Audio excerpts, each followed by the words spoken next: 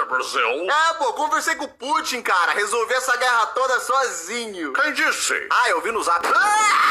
Moleque, a Rússia acabou de me atacar. É o quê? What? Não precisa gritar, Ucrânia. Eu mesmo faço questão de anunciar. Você é tão fria quanto seu inferno, Russia! Como ousa fazer isto? Eu bem que te avisei sobre esse papo de OTAN, Amerikanzinski. Agora não me resta mais nada a não ser desmilitarizar a Ucrânia. Colocou lenha na fogueira?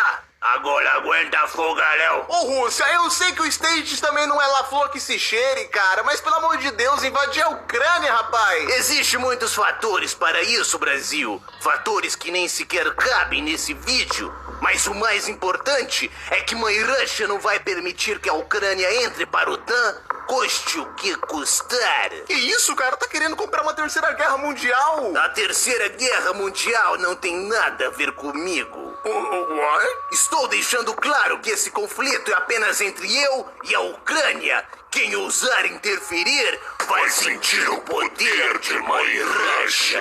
Estados Unidos, por favor, me dá uma ajudinha aí. Os Estados Unidos repudiam as ações de Rússia. Foi o que eu pensei.